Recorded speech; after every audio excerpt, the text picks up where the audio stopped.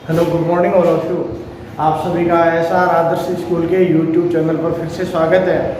और हमें जो पीछे वीडियो आया था लास्ट का अपना वीडियो, उसमें जो तीसरा लेसन शुरू कर दिया था और तीसरे लेसन के अंदर पढ़े थे कि संघीय व्यवस्था के जो आधारभूत तत्व हैं उसमें 2 पॉइंट पढ़ लिए थे और 1 पॉइंट पढ़ा था कि शक्तियों का एक स्पष्ट रूप से बंटवारा और दूसरा पढ़ा था एक नागरिकता। तो देखिएगा तीसरा जो अपना पॉइंट है वो है निष्पक्ष व स्वतंत्र न्यायपालिका। इसमें क्या है कि जहाँ पर संघीय व्यवस्था होती है वहाँ पर एक स्वतंत्र व निष्पक्ष न्यायपालिका होती है और वो न्यायपालिका क्या करती है, विधि का शासन स्थापित करती है। विधि के शासन का तात्पर्य है वहाँ की जहाँ पर कानून व्यवस्था लागू करती है और यदि किन्हीं राज्यों के बीच में विवाद उत्पन्न हो जाता है तो उन मामलों की सुनवाई भी न्यायालय में होती है। तो देखिए आपको ये लिखना है कि निष्पक्ष और स्वतंत्र न्यायपालिका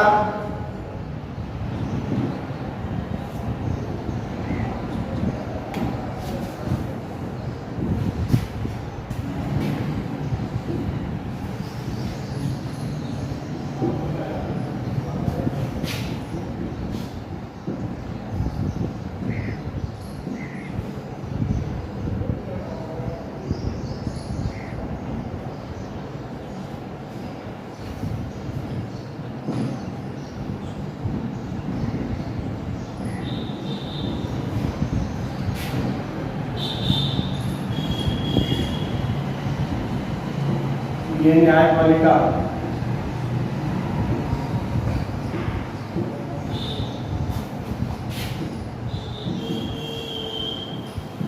विधि का शासन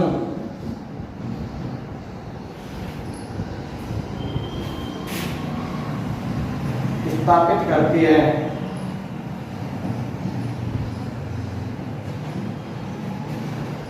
यदि दो राज्यों के मध्य विवाद उत्पन्न हो जाए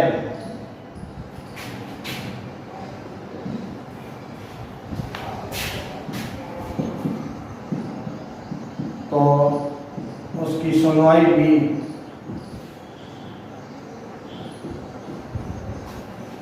न्यायालय में होती है।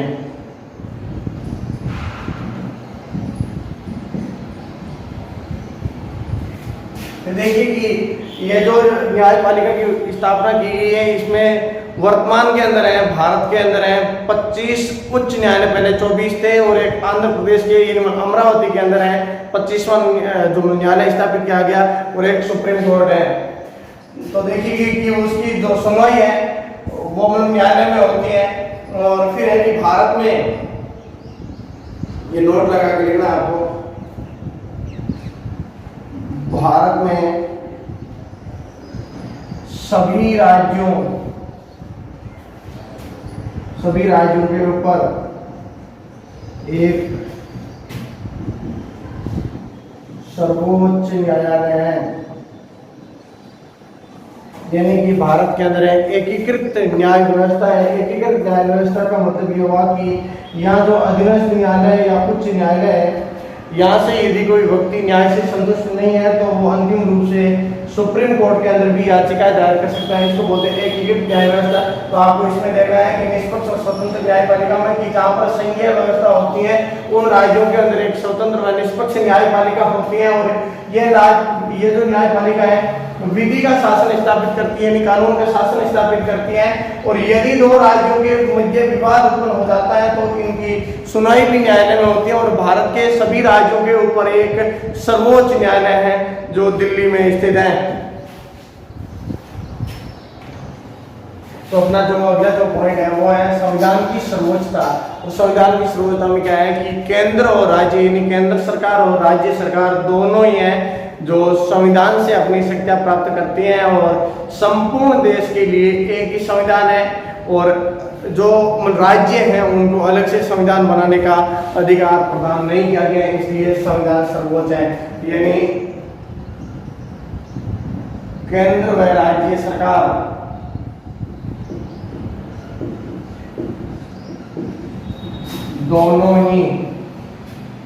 दोनों को ही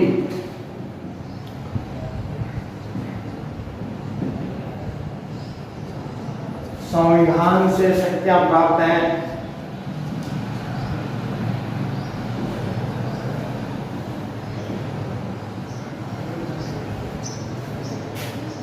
अमेरिका संघवाद के विपरीत। अब ये अमेरिका संघवाद इसलिए लिख रहा हूँ क्योंकि अपन जो पहले पढ़ा था उस टाइम मैंने एक एग्जाम्पल भी दिया था कि अमेरिका के अंदर जो संघात्मक व्यवस्था है वहां पर देखिए दो ही नागरिकता प्रदान की गई है, तो संघ की और दूसरी राज्य की। इसलिए हमने लिखा है कि अमेरिका संघवाद के विपरीत संपूर्ण भारत के लिए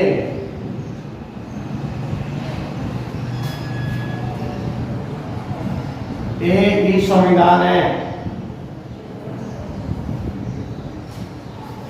एक ही संविधान है। राज्यों को पृथक से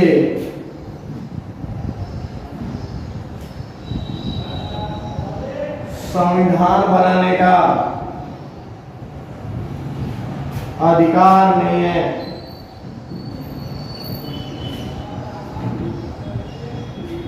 यानी कि केंद्र हो चाहे राज्य सरकार हो, दोनों को इस संविधान से अपनी शक्तियां प्राप्त हैं।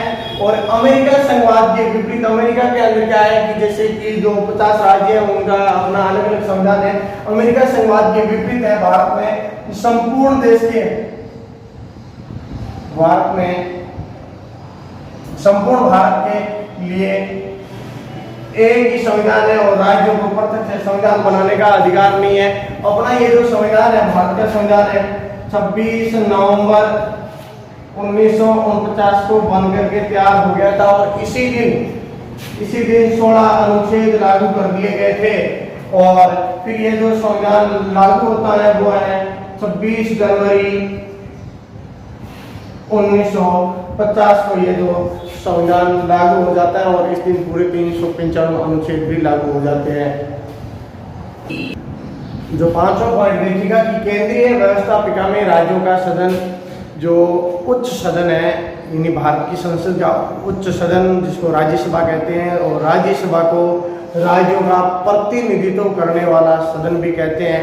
क्यों कहते हैं सदन? देखिए कि राज्यसभा के सदस्यों का जो निर्वाचन होता है वो निर्वाचन विधानसभा के निर्वाचित सदस्य करते हैं और फिर वो सदस्य संसद में जाते हैं तो राज्यों का प्रतिनिधित्व करते हैं। तो इसमें आपको ये लिखना है कि केंद्रीय व्यवस्थापिका में राज्यों का सदन, और इसमें लिखना है कि संसद के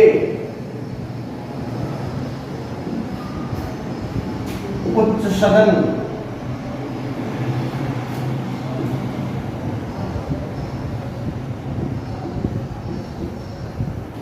राज्यसभा को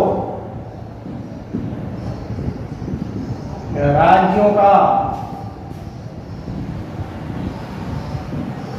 प्रतिनिधित्व करने वाला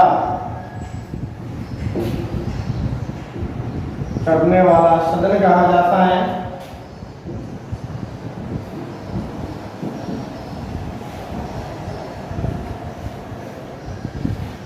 अमेरिका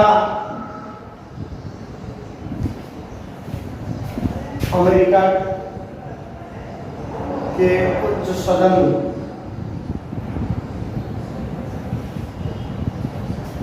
सीनेट के विपरीत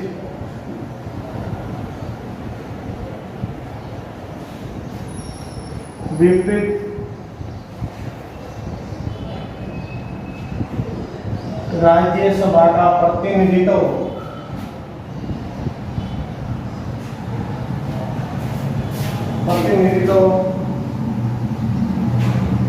जनसंख्या के आधार पर होता है।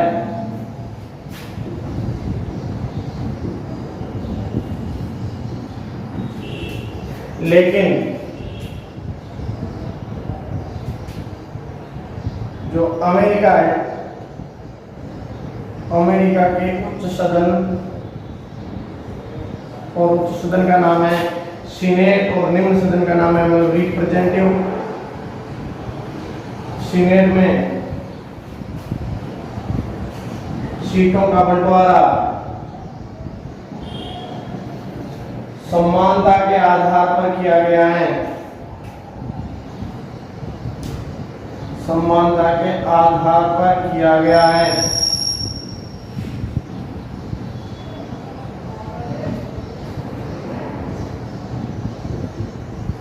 प्रत्येक राज्य से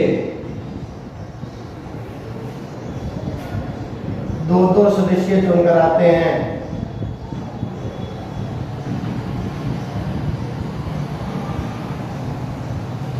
देख रहे हैं यहाँ कि जो उच्च सदन है राज्यसभा, राज्यसभा को राज्यों का प्रतिनिधित्व करने वाला सदन इसलिए कहते हैं क्योंकि उन सदस्यों का जो निर्वाचन होता है विधानसभा के सदस्य करते हैं, तो प्रतिनिधित्व करने वाला सदन भी कहा जाता है। अमेरिका उच्च सदन सीनेट के विपरीत क्यों है? क्योंकि भारत के अंदर है जो राज्यसभा का जो प्रतिनिधित्व है जनसंख्या के आधार पर होता है। जिस राज्य की जनसंख्या सर्वाधिक होगी वहां से राज्यसभा के सदस्य भी सर्वाधिक चुन करके आएंगे, और जहां पर कम जनसंख्या होगी वहां से कम सदस्य चुन करके आएंगे। जबकि अमेरिका के अंदर ऐसा नहीं है। अमेरिका का जो उच्च सदन है सीनेट है, वहां पर क्या होता है कि प्रत्येक राज्य से 2-2 सदस्य चुन करके आते हैं। ये नहीं, वहां जो प्रतिनिधित्व है वो समानता के आधार पर है, जबकि अपने भारत में क्या है कि जनसंख्या के आधार पर होता है जो प्रतिनिधित्व। देखिएगा जैसे यूपी है, यूपी की जो राज्यसभा सीटें हैं 31 है जो कि सर्वाधिक है। जैसे अपने राजस्थान है, राजस्थान की जनसंख्या यूपी से कम है तो राजस्थान के अंदर है 10 सीटें हैं। जैसे त्रिपुरा है, सिक्किम है, यहाँ की जनसंख्या कम है तो यहाँ पर है 1-1 सीटें हैं। तो इस प्रकार से कहने का मतलब ये हुआ कि जहाँ पर जनसंख्या सर्वाधिक होगी वहाँ पर सीटें भी सर्वाधिक होगी, और जहाँ पर जनसंख्या कम होगी वहाँ सीटें भी कम होगी। यानी कि जो प्रतिनिधित्व है वो जनसंख्या के आधार पर है। जो अगला अपना छठा पॉइंट है वो है राज्यपाल का पद। यानी जो राज्यपाल है उसकी नियुक्ति केंद्र सरकार के द्वारा की जाती है, इसलिए वो केंद्र सरकार के प्रतिनिधि के रूप में राज्य में कार्य करता है। यानी राज्यपाल की नियुक्ति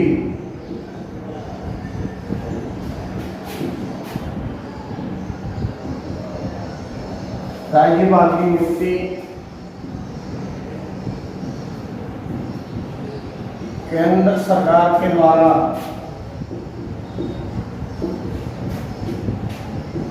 की जाती हैं, इसलिए राज्यपाल राज्यों में केंद्र के प्रतिनिधि के रूप में कार्य करते हैं।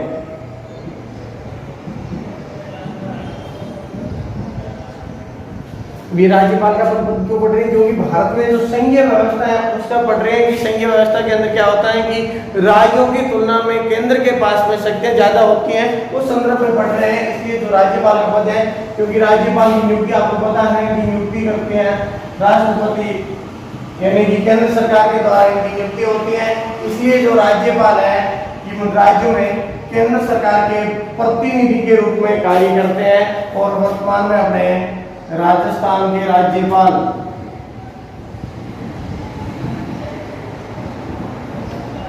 कलराज मिश्र हैं।